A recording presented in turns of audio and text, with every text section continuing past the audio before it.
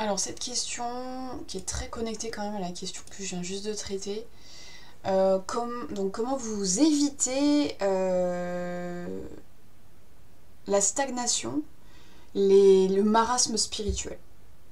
Alors j'essaye pas de l'éviter. C'est-à-dire que ça, de toute façon, bon je l'ai déjà dit dans la vidéo précédente, mais pour moi un chemin spirituel c'est pas... C'est vraiment de la dent de scie de ouf. D'ailleurs Isabelle Padovani en parlait dans quelques... Enfin en tout cas quand elle a partagé sur un sujet, je crois que c'était une conférence, soit sur le sommet de la conscience. Enfin voilà, en fait c'est son vécu, mais je pense que c'est le vécu de beaucoup de personnes qui s'éveillent, etc.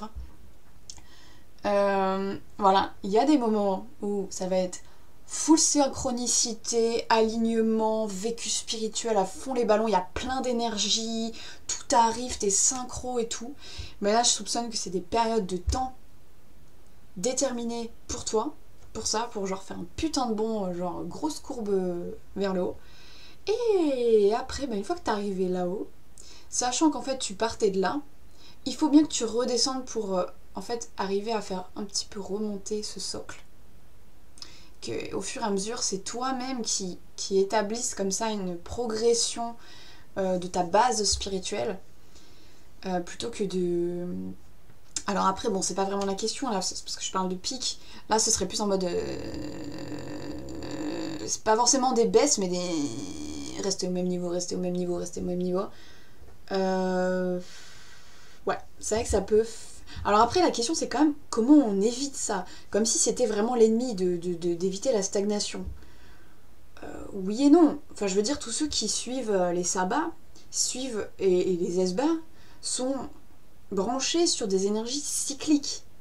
Donc de toute façon, le changement sera toujours présent. Tu vis jamais là, un sabbat ou un esbat de la même manière.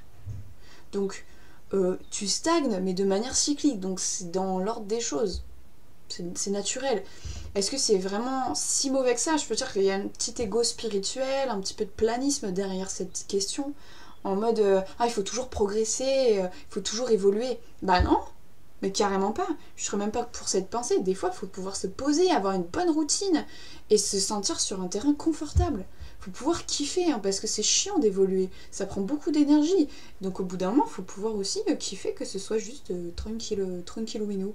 Après, pour avoir vécu notamment cet été, vraiment une étape où j'étais à zéro, et pas d'énergie, pas tellement de guidance, je me sentais pas paumée mais un peu abandonnée, c'était vraiment un marasme spirituel comme là la question en parle.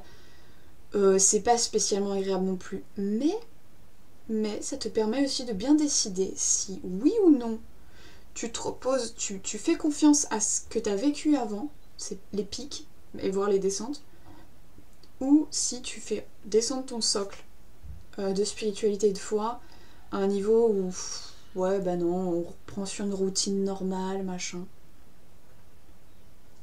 Rebasculer vers la normalité ou pas, parce qu'en fait c'est un choix dans ces moments-là aussi de se laisser couler par contre. Ou de se maintenir à flot. Se maintenir à flot, de se dire bon bah ok, il n'y a pas trop d'énergie, il n'y a pas trop d'évolution pour l'instant. C'est vrai que quand on a été habitué à progresser, machin, on se demande un peu ce qu'on branle. Mais un terrain plat, je veux dire, voilà, ça te permet d'avoir une vue dégagée, de pas trop te fatiguer, de pouvoir tenir sur la durée. Parce qu'il y a aussi une question de durée, tu peux pas faire tout le temps que grimper. Il faut pouvoir aussi de temps en temps, ouais, kiffer. Alors après, voilà, ça dépend de ce qu'on entend par...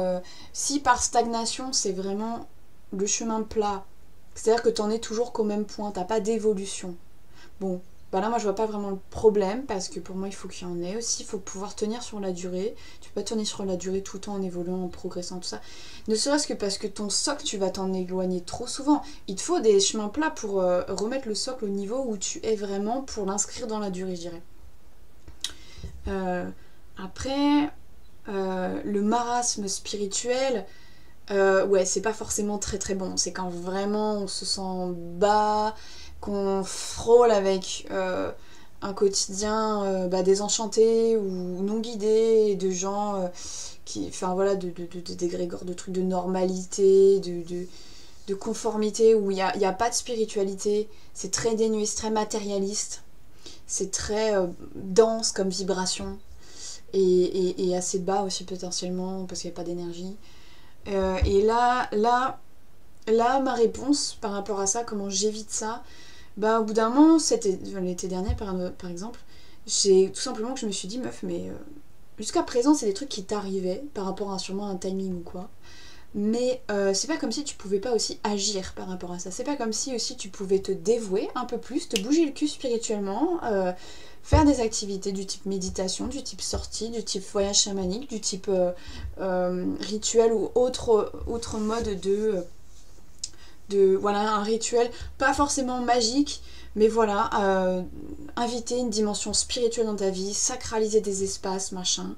Tu peux faire plein de choses en fait, tu es acteur aussi, tu n'es pas juste passager d'un parcours spirituel. Tu le formes aussi, tu peux réactiver ça, c'est vraiment ça ce que je me disais, c'est que tu peux le réactiver. Si ça te manque, bah c'est aussi à toi de faire le chemin vers cette énergie, vers cette dévotion, d'élever toi-même ton socle en fait, de t'y coller, et ça fonctionne. Je me suis dit, voilà, j'avais vraiment vécu un truc vraiment plein, une évolution et tout, puis après il y avait carrément plus de trucs du tout, et ça me manquait vraiment, cette émulation, génération comme ça, cette progression. Et au bout d'un moment, voilà, c'est vraiment à soi de te bouger le cul, de se dire si la routine est dégueulasse spirituellement, s'il n'y a rien. Alors, encore que le rien, je vais être hyper tolérante vis-à-vis de ça. Parce que moi, je préfère avoir un hôtel vide et que ça corresponde à ma spiritualité, qu'un hôtel où tu t'essayes désespérément de rajouter des trucs, c'est pas authentique, et tu respectes pas la période un peu jachère, on va dire, flémingite, même spirituelle, déesse noire, que tu vis. D'énergie de mort, que voilà, il y a des choses qui ont besoin d'être non vécues peut-être aussi, tout simplement d'accepter le rien.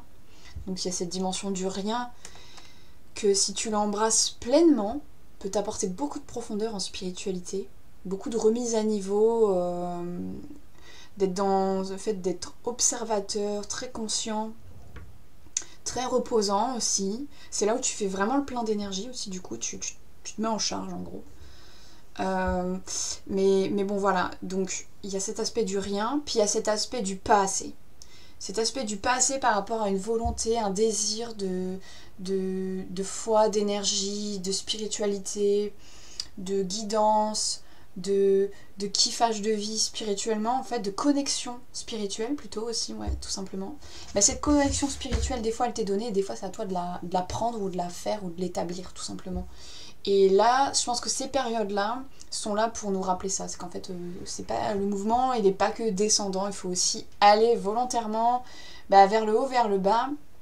Mais y aller, en fait. Il faut aller chercher, surtout quand on se sent insatisfait. Qu'en fait, on se dit, c'est pas du rien, du plat, où ça va, où je me pose, tout simplement. Là, il y a un truc qui me satisfait pas, quoi. Il y a un truc qui manque. J'aurais envie de plus. Si t'as envie de plus, crée ce plus, tout simplement. Et puis dans ce cas-là, effectivement, ça va être d'engendrer des marches, de faire des demandes aussi, hein, tout simplement, à tes guides, à tes anges, tout ça. De leur dire, écoutez les gars, là moi ça me manque. Envoyez-moi des trucs s'il vous plaît. Même si le message c'est on n'a rien à dire, au moins je sais que vous êtes là, quoi. Au moins on les discute. Et puis ça finira par arriver parce que c'est le pouvoir de l'intention, tout simplement. Puis c'est même la loi d'attraction. T'as envie d'être spirituel toi-même, tu te mets à prier ou à méditer, à faire des rituels, à sacraliser des trucs, et ça va revenir, forcément.